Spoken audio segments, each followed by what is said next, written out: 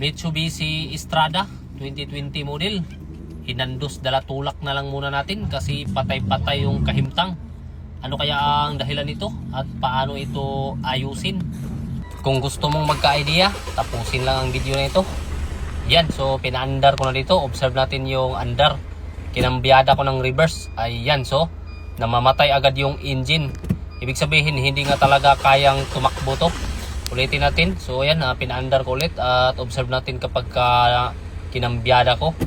Ayan, so pagkambyada ng reverse, patay agad yung kahimtang ng engine natin.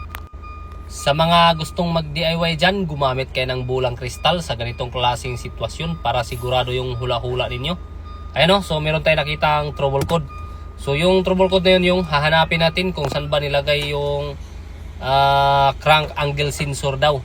Yan, so sinimulan agad ni Matsuki dito, pinik-pik-pik-pik at pinamitan ng hula-hula. So yan, sinilip ni Matsuki kung saan ba dudukutin yung crank angle sensor. So dahil sa nahirapan si Matsuki, ayan, ginamitan niya ng aswat-aswat yung sasakyan natin. So ayan, silipin natin dito kung saan ba nakalagay yung nagpapatay-patay ng engine natin. So ayan o, may tinanggal yung kamay ni Matsuki dito. So bali ayan, tinanggal niya yung sensor. So itong sensor na to yung hinala ni Matsuki na problema. So para ma-sure natin yung hula natin ay humanap si Matsuki dito ng test parts. So ganyan kadami yung test parts ni Matsuki oh. Ayan oh. So sobrang napakadaming sensor. At nakita nga niya, ayan, so mayroon siyang kaparehas na sensor. So para ma-prove natin na tama yung hula natin ay kailangan nating palitan ng sensor. Pero kung kayo nag-DIY lang kayo ay kailangan yung sumugal at bumili ng sensor kapag ganun yung trouble code na nakita ninyo. Pero dapat gumamit kayo ng original na sensor lang talaga, hindi pwede yung replacement kasi hindi din yan aandar ng matino.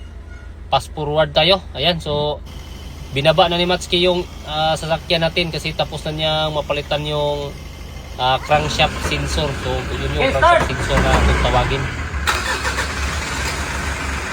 Yun, mandar na. Wala na kamay.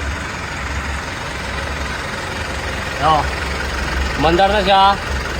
Obserbahan natin kung mamamatay pa rin. So baka nagtaka kayo sa busis ni Matsuki dito, nilagnat kasi yan kaya ganyan yung busis. Yan, no? So wala na check engine. Kaka-start pa lang yan. So ngayon ay magkakaalaman na. Testing na ni Matsuki ikambyada dito. Observe natin na kinambyada na ni Matsuki ng reverse, hindi na mamatay yung engine. So stable na yung minor. Ibig sabihin ay ito lang talaga yung problema. Tama yung hinala ni Matsuki.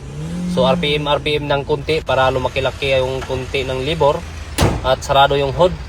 Yan, so ganun lang ka-basic yung ginawa ni Matsuki. Tara, samahan natin si Matsuki na mag-test drive ng dahan-dahan dito.